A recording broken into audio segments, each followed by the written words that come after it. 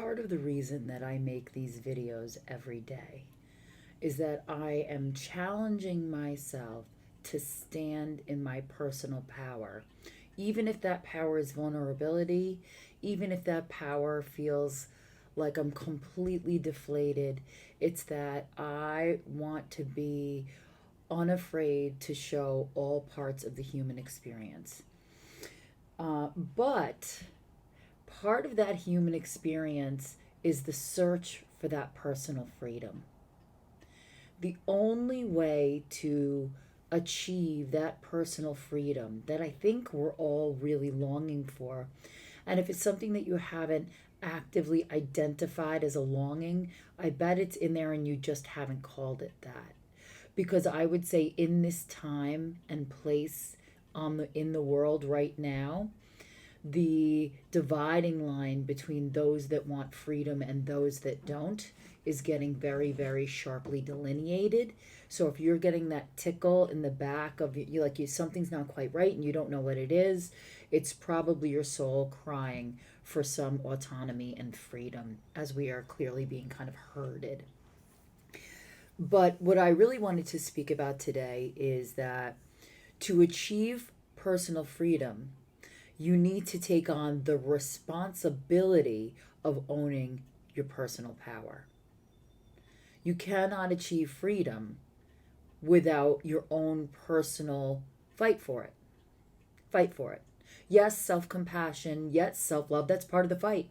Part of the fight is that we will victimize ourselves so we can stay protected. The ego does not want us to be free. It makes it very uncomfortable because free means you have to be exactly as you are. You have to be vulnerable. You have to be loving. You have to risk loving and maybe not have it returned. You have to love with no expectation of return. How scary does that fucking sound?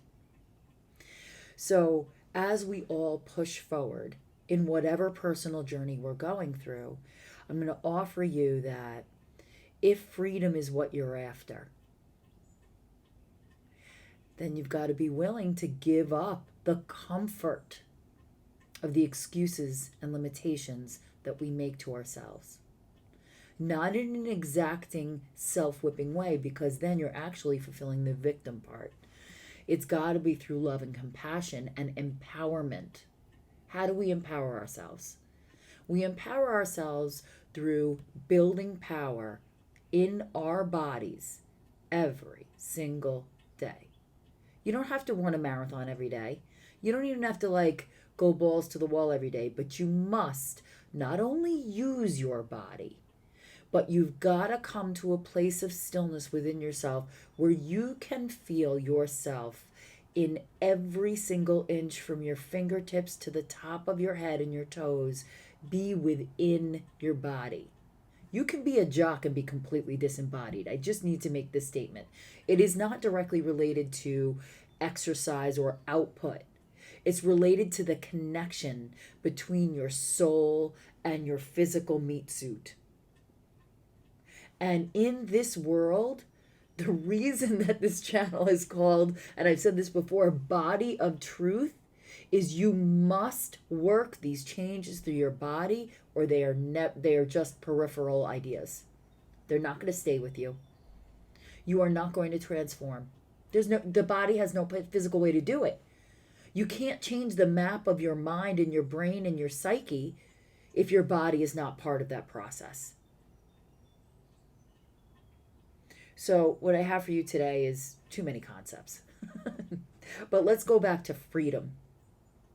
And let's go back that to achieve freedom, you've got to let go of hiding behind your limitations and hiding behind your victimhood. Now, victimhood can be very subtle. It could be you making yourself your own victim. It can be your punishing you haven't achieved enough where you're completely only results oriented, or it could be you're allowing yourself to get away with a subpar effort because and whatever reason you want to put in.